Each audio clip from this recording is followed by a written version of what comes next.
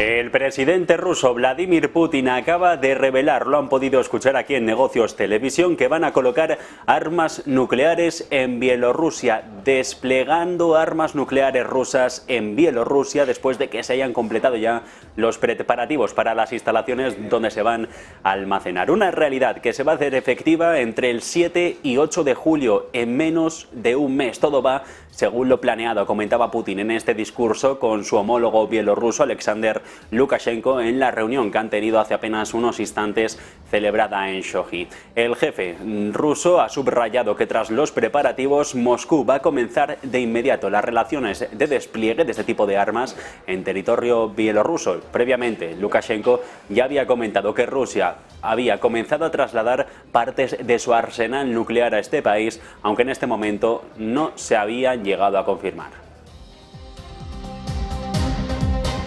Atención al movimiento de la OTAN. Aunque Suecia no forme todavía parte de la alianza, sí que podría instalar tropas en su territorio, tropas atlánticas. Así lo han declarado hoy el primer ministro y el titular de defensa.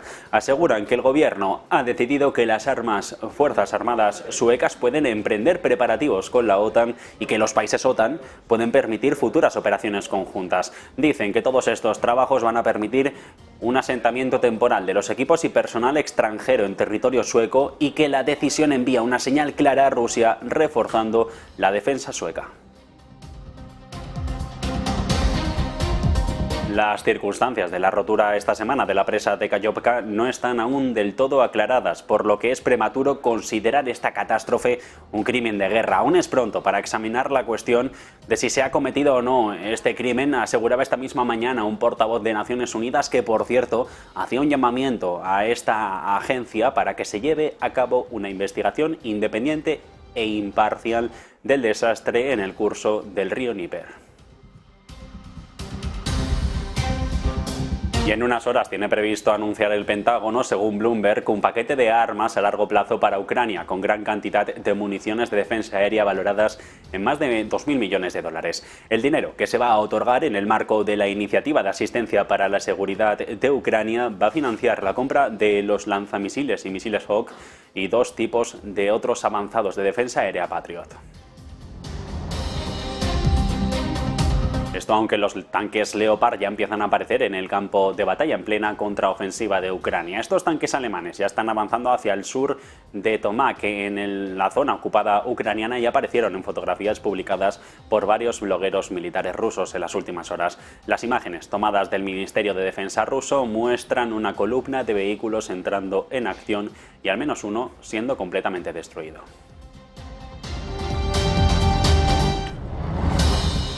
Esto a pesar de que hace unos días decía que no se fiaba. Bélgica hoy ha confirmado que sigue suministrando armas a Kiev a la espera de una respuesta clara a una pregunta sobre cómo los rifles de asalto belgas han caído en manos de los militares que atacaron la región de Belgorod. Lo ha comentado en las últimas horas en una entrevista con el diario Soag. La ministra de Defensa belga. Bruselas ha entrenado ya a más de 700 fuerzas militares ucranianas, incluidos francotiradores y zapadores, y el entrenamiento de pilotos, los de los F-16, va a comenzar pronto, haciendo hincapié en que la formación de pilotos definitivamente no tendrá lugar en territorio de soberanía belga.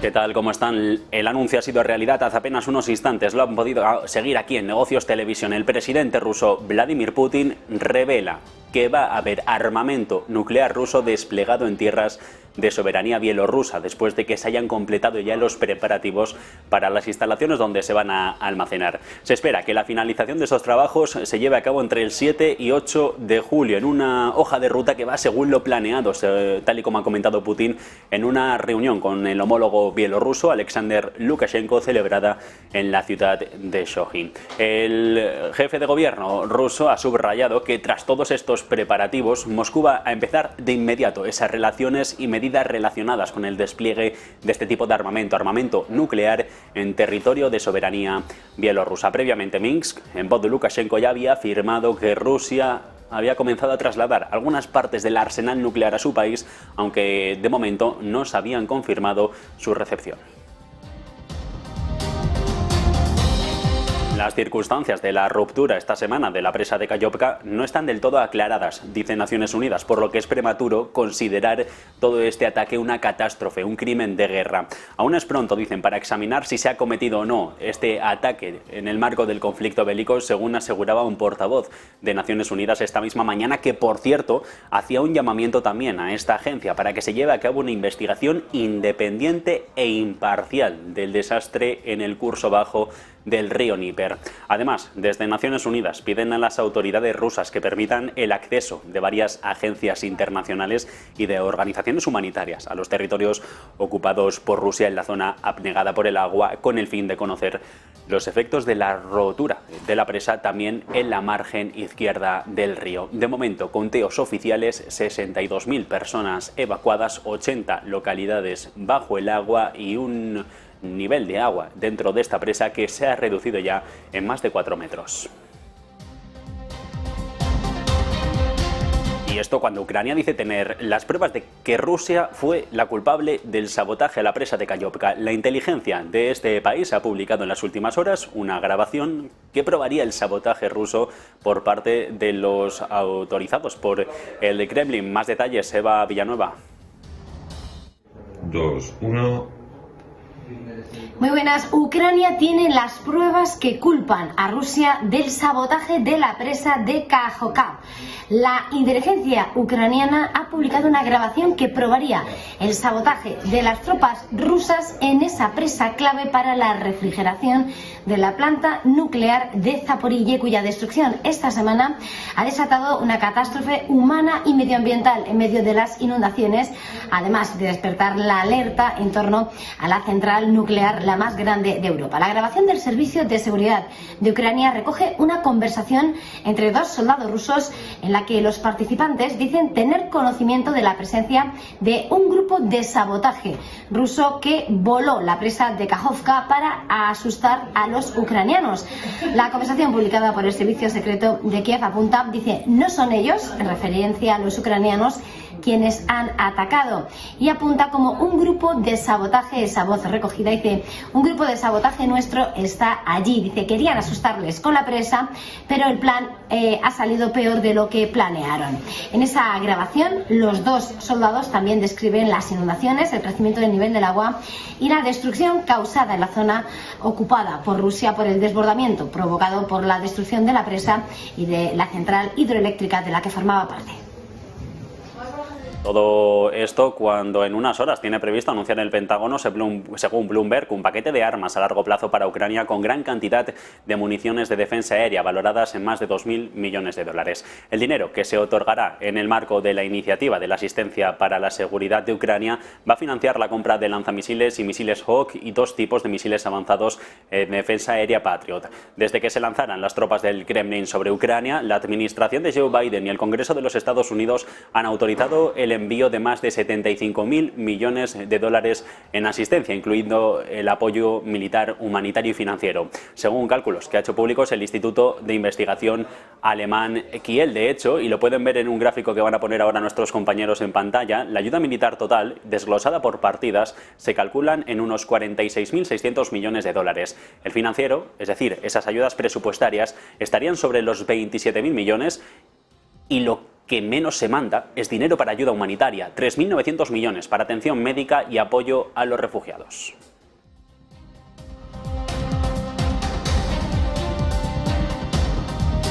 Entre tanto, la última hora pasa por esa llamada a consultas del embajador de Japón en Rusia, convocado por el Ministerio de Exteriores de Vladimir Putin en relación con la decisión del gobierno de Tokio de iniciar las entregas de equipo militar a Ucrania. Esa decisión por parte del Ejecutivo nipón de suministrar apoyo militar a las tropas de Volodymyr Zelensky conduce a una escalada y a un incremento en el número de bajas humanitarias por parte de los ucranianos, según ha comunicado el Departamento de Exteriores ruso. La decisión de Japón de enviar este equipo militar es un callejón sin salida y no va a quedar sin consecuencias. Rusia, de esta manera, llama a consultas al embajador de Japón en Moscú por ese envío, ese anuncio de envío de armamento a las tropas ucranianas para hacer frente a la ofensiva rusa. Y atención al movimiento de la OTAN. Aunque Suecia todavía no forme parte de la alianza, la OTAN va a instalar tropas en su territorio. Así lo han declarado hoy el primer ministro y la titular de defensa del territorio. Aseguran que el gobierno de Estocolmo ha decidido que las Fuerzas Armadas suecas puedan emprender los preparativos con la OTAN y los países OTAN para permitir futuras operaciones conjuntas. Dicen que todos estos trabajos van a poder consistir en el asentamiento temporal de equipos y de personal extranjeros en territorio sueco y que la decisión envía una señal clara a dos frentes. Por un lado, a los aliados de la OTAN, les dicen que quieren trabajar para convertirse en el 32º socio en entrar en esta alianza atlántica, después de que hace poco lo hubiera hecho Finlandia, y que por el otro envía una señal clara a Rusia, reforzando la defensa de Suecia. Más por armamento, los tanques Leopard empiezan a aparecer en el campo de batalla en plena contraofensiva de Ucrania. Esos tanques alemanes ya están avanzando y, según se ha hecho público en las redes sociales, hacia la ciudad de Tokmak, en el sur ocupado de Ucrania. Han aparecido concretamente en varias fotografías publicadas por blogueros militares rusos. Imágenes tomadas con un vídeo del Ministerio de Defensa en las que se mostraban a columnas de vehículos entrando en acción y al menos uno siendo destruido. Oryx, otro grupo en línea que cataloga de manera conservadora las pérdidas de equipos de ambos lados en la guerra, agrega un primer tanque Leopard, el modelo 2A4, a toda su lista de armamento dentro del territorio ucraniano. Y a pesar de lo que hace unos días decían desde el gobierno, de que no se fiaban de Ucrania, Bélgica sigue suministrando armas a Kiev a la espera de una respuesta a una pregunta sobre cómo los rifles de asalto belgas han terminado en manos de varios militares que han atacado la región de Belgorod en estos últimos días. Según ha comentado en una entrevista en las últimas horas en el diario Soag, la ministra de Defensa belga, Bruselas ha entrenado a más de 700 fuerzas militares ucranianas, incluidos francotiradores y zapadores, y el entrenamiento de pilotos, los de los cazas F-16, va a comenzar pronto.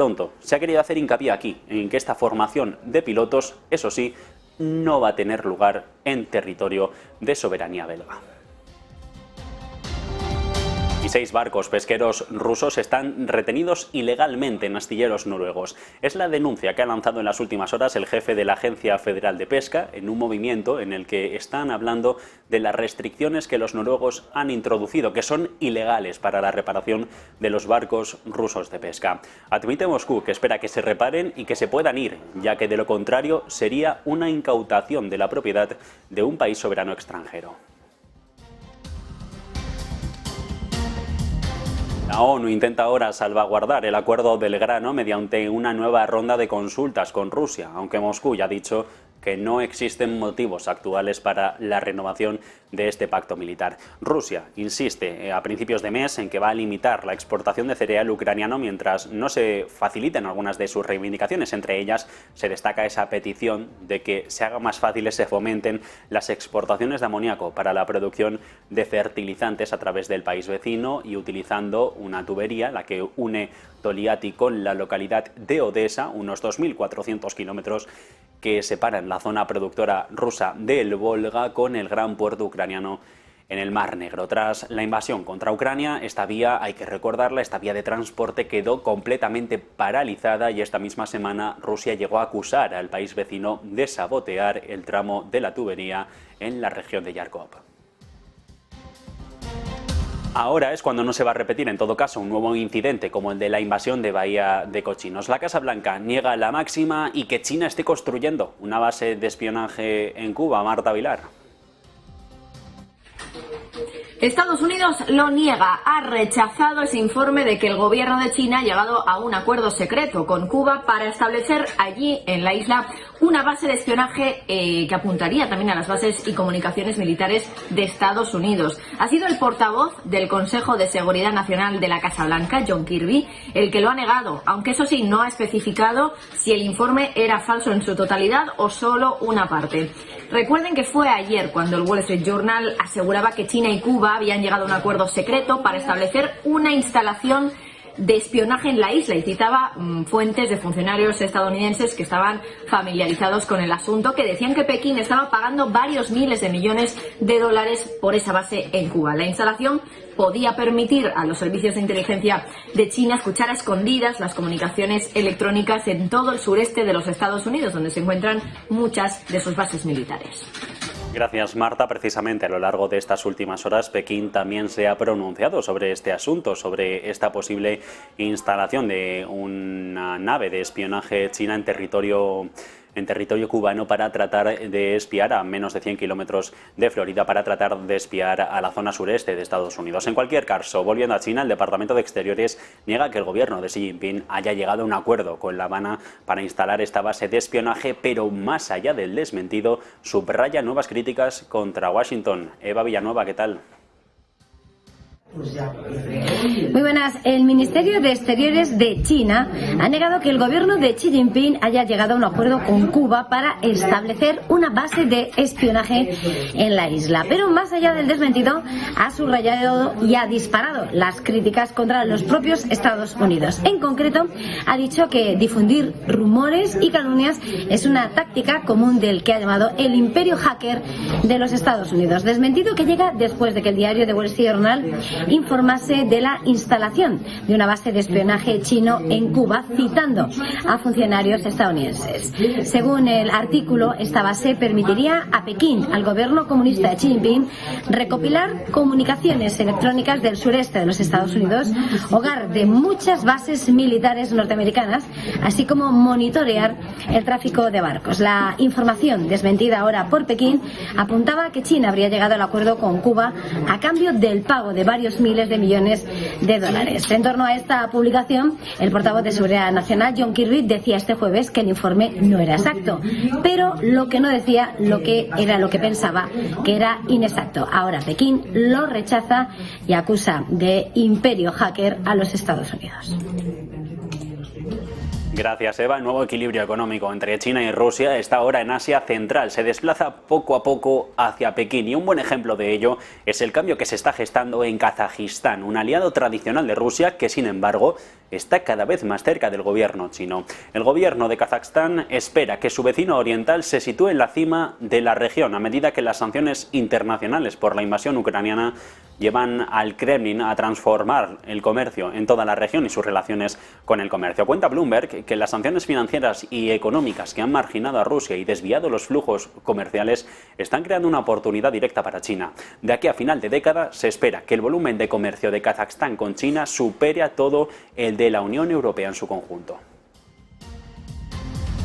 Y Sudáfrica podría ahora perder hasta 32.400 millones de dólares en ingresos por exportaciones, casi una décima parte de su Producto Interior Bruto, si algunos de sus principales socios comerciales terminan por tomar las represalias a las que han amenazado en los últimos tiempos por su falta de voluntad para tomar una postura en contra de la guerra de Rusia en Ucrania. Si las tensiones geopolíticas aumentan, Occidente actúa contra Sudáfrica, podría perder más de 612.000 millones de rands en ingresos por exportaciones. De momento, Sudáfrica ni condena ni apoya directamente a la invasión, aunque sí que mantiene relaciones abiertas con Moscú a través de lazos diplomáticos y militares.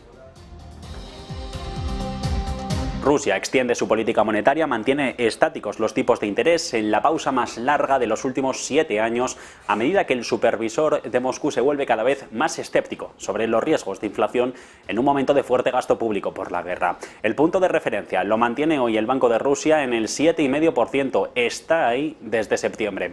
Comunicado de la entidad hecho a media mañana en una línea dura en la que dice que se mantiene abierta todavía la posibilidad a seguir incrementando los tipos sobre el rublo en las próximas reuniones para garantizar que la inflación se estabiliza en la zona del 4% durante este año y el próximo. La aceleración del gasto fiscal, el deterioro del comercio exterior, la situación del mercado laboral siguen siendo factores de riesgo hiperinflacionario. El Banco Central Europeo no parece que vaya a subir demasiado los tipos de interés ni dejarlos en el máximo en el corto plazo. Es lo que dicen ahora los economistas encuestados por Bloomberg, quienes estiman que los costes de los préstamos alcancen su punto máximo en el mes de julio. Tras 2 movimientos de cuarto de punto en el mes y el que viene, se espera que la tasa de depósito firme en el 3,75% durante casi un año para garantizar que la inflación retorna a la senda del crecimiento de los 2 puntos porcentuales. Todavía está 3 veces por encima. Ese IPC de la eurozona que conocíamos la semana pasada firmaba sobre el 6,1%. Muy lejos de la meta de los supervisores. Si bien en todo caso se esperan por estos economistas algunas revisiones para el año y el que viene, es probable que se confirmen todos los pronósticos de cara al 25. Eso sí, dicen los expertos que además de los precios, el Consejo de Gobierno deberá equilibrar la inflación general que ahora cae y el debilitamiento del crecimiento del crédito con un incremento salarial rígido, dicen, y una inflación sobre todo en zona de servicios. Es más, como los tipos de interés no son la única herramienta, señalan los economistas que la reducción del balance también va a ayudar a contener esta y futuras crisis.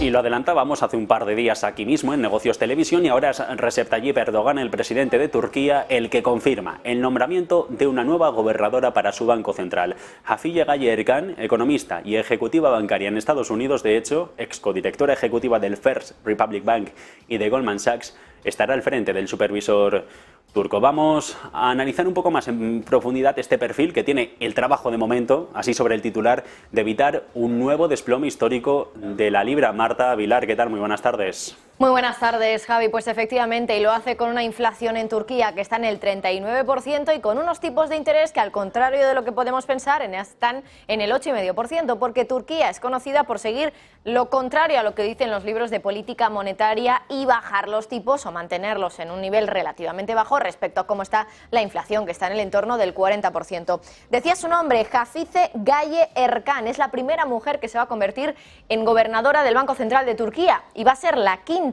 en 4 años, la quinta persona que ostenta ese cargo, porque, bueno, Erdogan es conocido también por ser un presidente con bastante mano, desde luego, en lo que hace el Banco Central de Turquía, a pesar de que, como bueno, ya saben, la teoría dice que el Banco Central tiene que ser independiente del poder político en cuestión, aunque ya sabemos que esto pues puede no siempre cumplirse, y en otros países como Estados Unidos y Europa es algo más sutil, pero aquí desde luego que no lo es tanto, porque es Erdogan el que decide quién está ahí y quién no. Como les decía, en los últimos 4 años ha habido 5 personas ya que han ostentado ese cargo, muchos de ellos exbanqueros a nivel nacional que se han quedado en bancos turcos. Otro de ellos, por ejemplo, fue un exministro de Finanzas, pero en este caso Erkan es un perfil que viene de la banca más internacional, de Wall Street, de Goldman Sachs, incluso de First Republic Bank, ese último banco en caer en la crisis de banca regional de Estados Unidos. Por cierto, también hay que decir, fue co-CEO, co-directora ejecutiva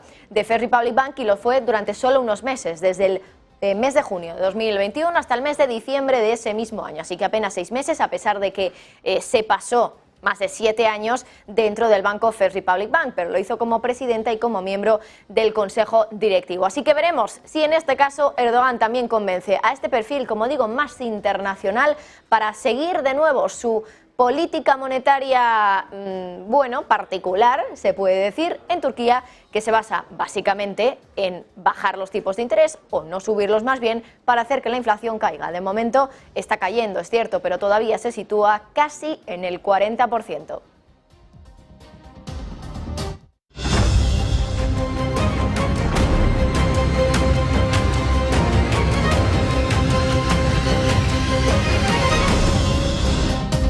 Zaporilla sigue usando agua del embalse de Cayuca para su sistema de refrigeración, pese a la destrucción de la presa y la bajada del nivel del agua.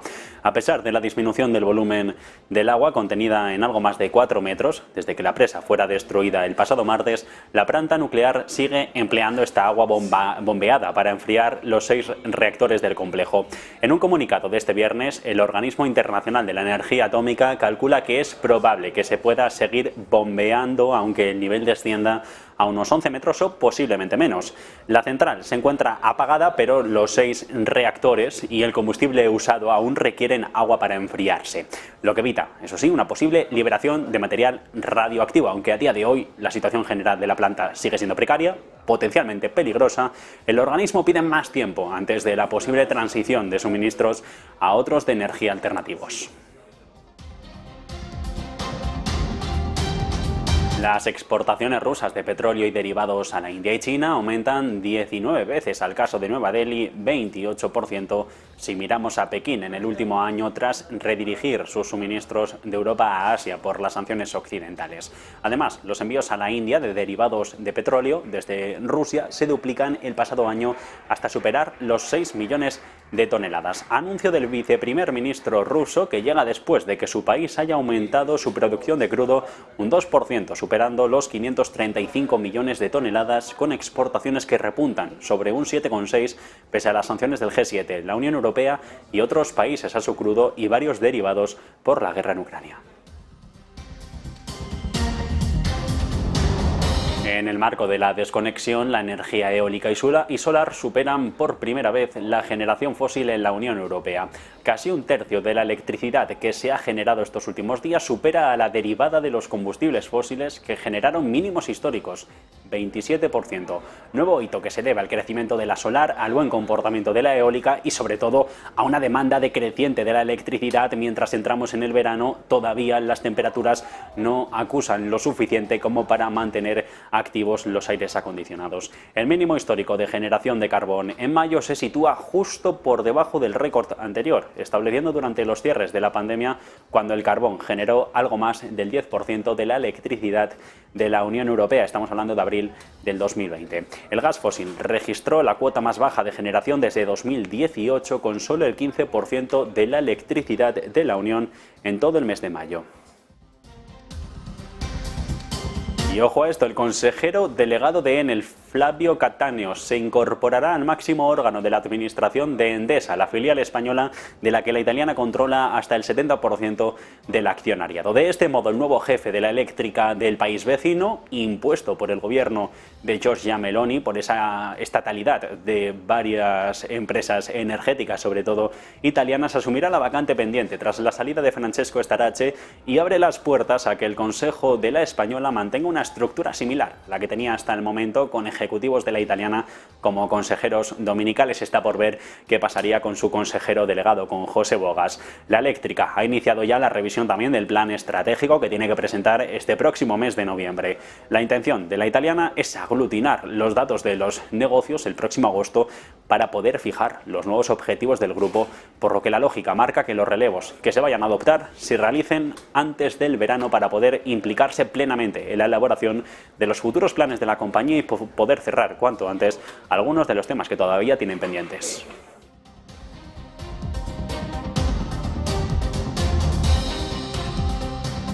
Nosotros pausamos para publicidad unos segundos y seguimos aquí en Negocios Televisión.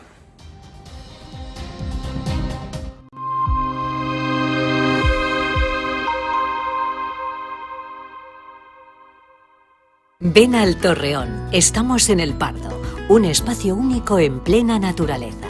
Disfruta de momentos de desconexión mientras saboreas la mejor gastronomía. Disponemos de 7 amplias terrazas y salones para todo tipo de eventos. Degusta nuestros exquisitos platos acompañados de una selecta bodega de vinos. A tu servicio, un gran parking y zona infantil. Abierto los 365 días del año. Cocina ininterrumpida desde las 10 de la mañana hasta las 12 de la noche. Haz tu reserva.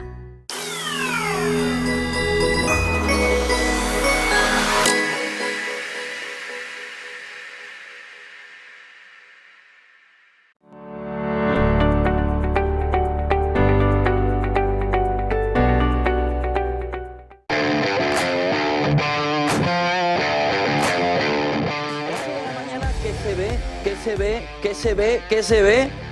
Los osos que están de vuelta otra vez al mercado, los osos que vienen a ver de qué manera se puede jugar la partida. Se había visto ya que estaba todo hecho. El consejero delegado de Unicredit no descarta que haya más rescates bancarios en Estados Unidos. En una entrevista a la CNBC, Andrea Borcel ha marcado distancias. Muy buenas, pues la noticia del día que acaba de saltar ahora mismo es que Xi Jinping ha hablado ya con Zelensky. Lo ha hecho en una conversación telefónica y es la primera vez que ambos mandatarios hablan. Nos fijamos rápidamente antes de irnos en las transacciones inmobiliarias comerciales en Europa. Uno de los temas más vigilados por parte de los bancos. ¿Es un avión? ¿Es una shitcoin? No, es First Republic Bank. Ojo, porque se puede venir la segunda ronda de la crisis bancaria que está disparando totalmente a Bitcoin y al resto de criptomonedas. Eso es lo que están investigando. Porque si tienen el visto bueno, ya saben que el propio Tribunal de Justicia de Europa dijo que no se podía coger los activos rusos y dárselos directamente a los ucranianos.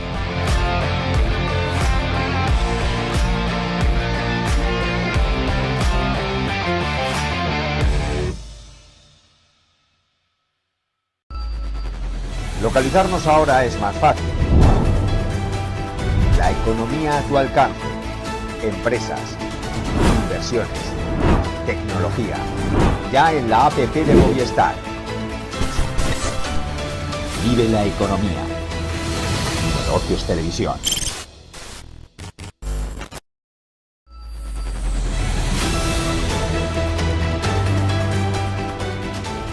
La gente fuerte dio a luz tiempos buenos, tiempos de paz, de prosperidad, ¿no? Ahora, los tiempos buenos dieron a luz gente débil, ¿eh? Y la gente débil da luz tiempos difíciles. Tiempos difíciles, entonces, claro, parece que se cierra el ciclo. Vive la economía. Negocios Televisión.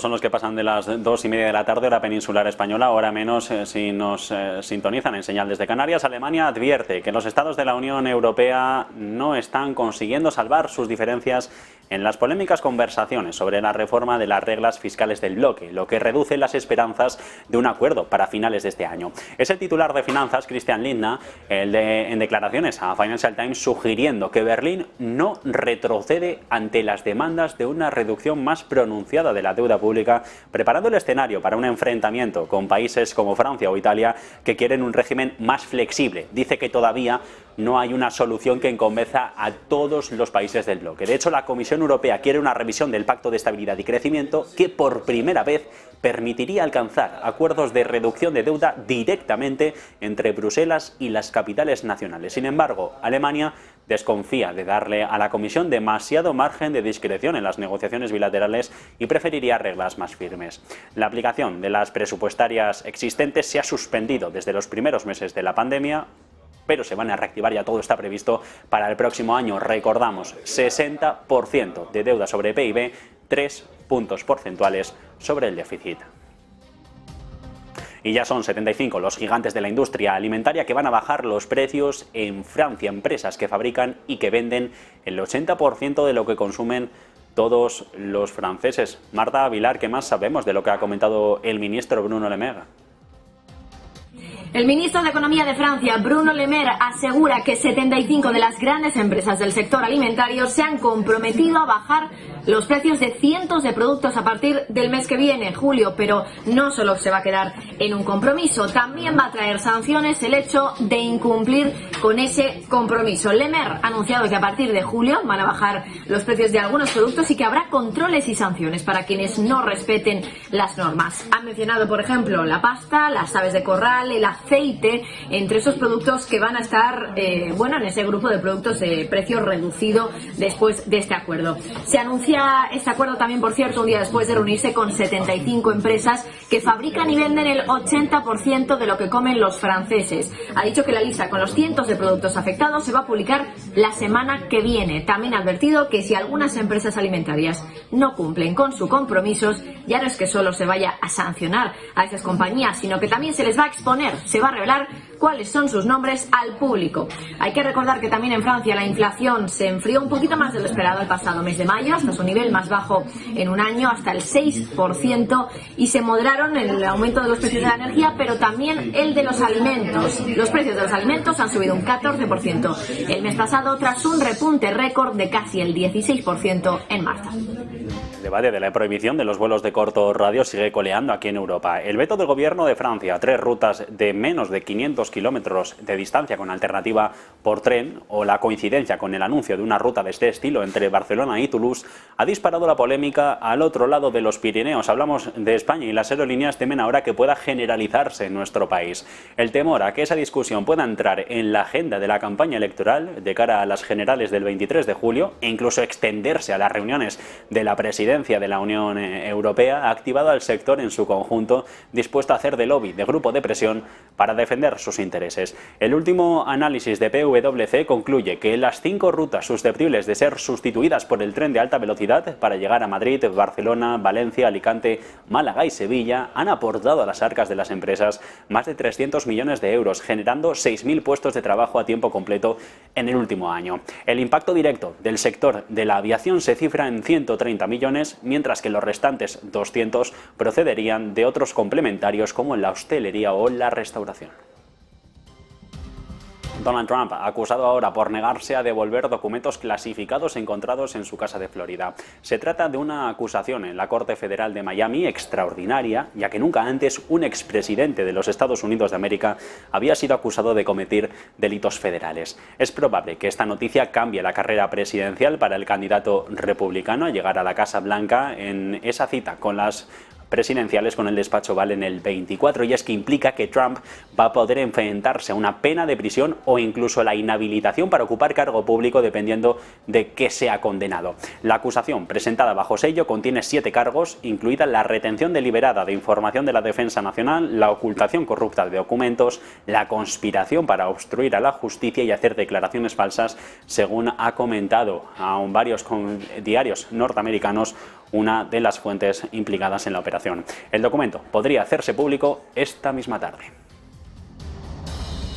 Y nos hacemos eco también de la actualidad económica en Asia y un artículo de Barron's redactado por un exfuncionario del Fondo Monetario Internacional, Desmond Lackman, en el que se asegura que el auge económico de China no está mal, pero que lo que viene podría haberse abocado a una década perdida, como hizo Japón en los años 90. Claves del texto, Raquel Rero. Adiós al auge económico chino. Buenas tardes. Eso es lo que dice el exfuncionario del Fondo Monetario Internacional, Desmond Lackman, hoy en Barron's. Parte del año pasado, cuando China puso fin a la política COVID-0 que había paralizado la economía, se esperaba desde entonces o a partir de entonces y de la reapertura una oleada de crecimiento. Sin embargo, 5 meses después de que terminaran esas restricciones de la política cero COVID, estamos viendo cómo la recuperación de la economía china en parte se está ralentizando, se está tambaleando. Y esto se debe en gran medida al estallido de sus enormes burbujas inmobiliaria y crediticia. En este artículo se pone de ejemplo lo que ocurrió en Japón en los años 90, tras el estallido de la burbuja inmobiliaria y del mercado crediticio. Por ello, cree el autor, el exfuncionario del Fondo Monetario Internacional, que podríamos estar ante el periodo final del auge económico chino como segunda economía del mundo. A principios de este año se esperaba, lo estamos contando aquí desde hace meses en Negocios Televisión, se esperaba que la reapertura de la economía china diera un importante impulso a la economía global, gracias, por ejemplo, al tirón de su gasto de los consumidores. Pero esto no ha ocurrido, o al menos no como se esperaba. Recientemente han decepcionado, por ejemplo, los datos de ventas al por menor, los pedidos de fábrica o las importaciones. Unos datos que nos sugieren que el gobierno de Pekín va a tener dificultades para alcanzar su objetivo de crecimiento este año del 5%. Además, también lo hemos contado en este canal, se ha ido desvelando como varios gobiernos locales que están teniendo cada vez más dificultades para pagar sus obligaciones de deuda, y también preocupan los datos del mercado laboral, especialmente los de el paro juvenil, que ha subido a una cifra récord del 20,4%. Este exfuncionario del FMI destaca también que el estallido de la burbuja inmobiliaria de China supera en tamaño a la que precedió al estallido de las burbujas en Japón en los años 90, y dice que incluso esas burbujas son más grandes de las que tenía Estados Unidos antes de la crisis de 2007. Un ejemplo reciente de lo que está pasando en China lo vimos hace tan solo un año con la crisis del promotor inmobiliario Evergrande. A pesar de la advertencia, sí que nos dice este experto que China no va a sufrir una crisis al estilo estadounidense con colapso del mercado crediticio inmobiliario, pero sí dice que los esfuerzos del gobierno chino para apuntalar el mercado inmobiliario y a los gobiernos locales en dificultades van a dejar poco crédito disponible para los sectores más productivos de la economía. Y eso es lo que amenaza con marcar el comienzo de lo que podría ser una década perdida en China, al estilo de la década perdida de Japón de los años 90.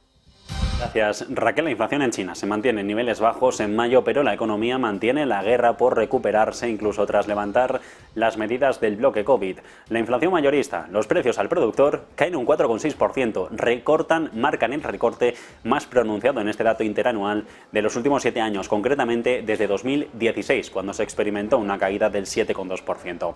La Oficina Nacional de Estadísticas de China atribuye la debilidad general a una observada en los precios mundiales en todo el mundo de materias primas, pero también en el resto de productos.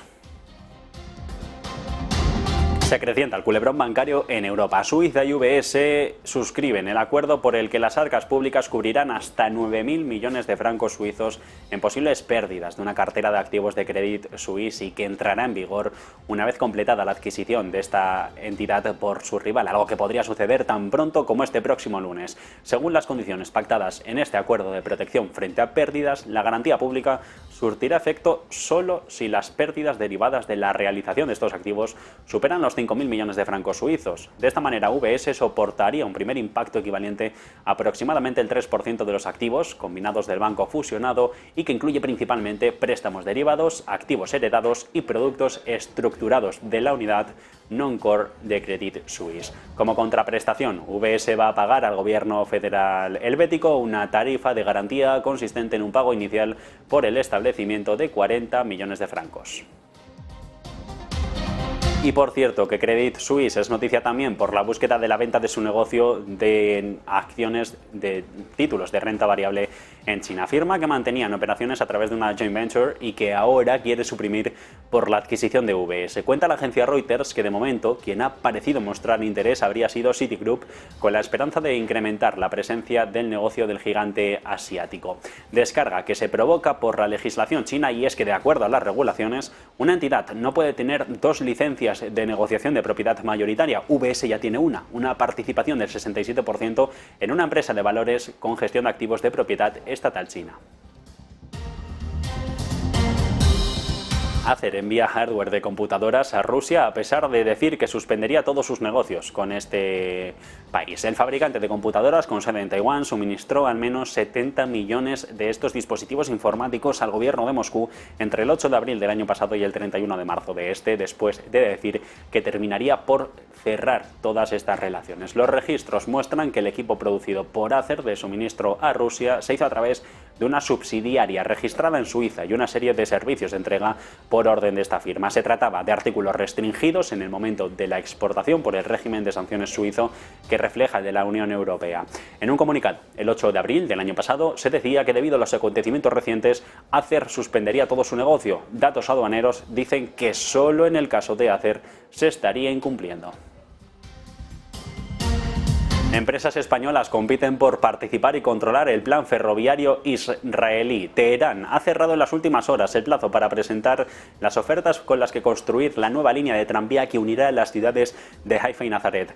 De momento, sobre el terreno son 4 los consorcios que compiten y 3 españolas a la cabeza. CAF, la vasca, lidera la propuesta de un grupo local y chocan de frente con 2 catalanas, Comsa y Moventis, que junto con Skoda, con esta marca húngara, quieren hacerse con un contrato que asciende a los 1.200 millones de euros con esta marca checa. El grupo, liderado por Alstom, la francesa, y otro por Stadler y la constructora local Shikun, son la alternativa propuesta a la española. Sigue la guerra entre Binance y la Comisión de Bolsa y Valores de Estados Unidos. La SEC estaría estudiando medios alternativos, porque no lo encuentra, para llevar al directivo del exchange ante los tribunales. Sergio Fernández, ¿qué tal? Muy buenas tardes. Muy buenas, Javier. Pues sigue el culebrón y en este caso, como bien has comentado, la Comisión de Bolsa y Valores de Estados Unidos ha solicitado permiso a un tribunal federal para usar algunos medios alternativos para entregar los documentos a Binance Holding y también a Chang Pensao, al CEO de Binance. Y es que ha señalado que el ejecutivo de esta empresa de criptomonedas es famosamente protector de revelar su paradero. De hecho, la agencia, que ya demandó este mismo lunes a la bolsa de activos digitales más grande del mundo y también a SAO por violación de valores, ha solicitado al Tribunal del Distrito de Columbia que le permitiera entregar cualquier documento legal enviando copias de estos mismos documentos a los abogados que representaron tanto a Binance como a Chang Pensao durante la investigación que condujo al caso legal. Binance ha afirmado durante mucho tiempo que no tiene una sede, que sus empleados están ubicados en todo el mundo y además se cree que Chang Pensao, que nació en China y que es ciudadano canadiense, se encuentra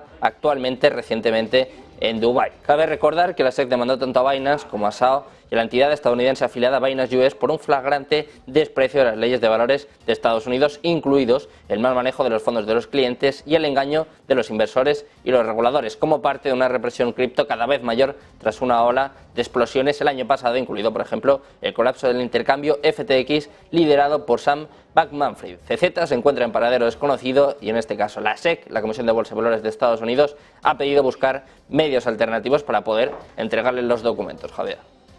Gracias, Sergio. Estaremos pendientes de cómo se sigue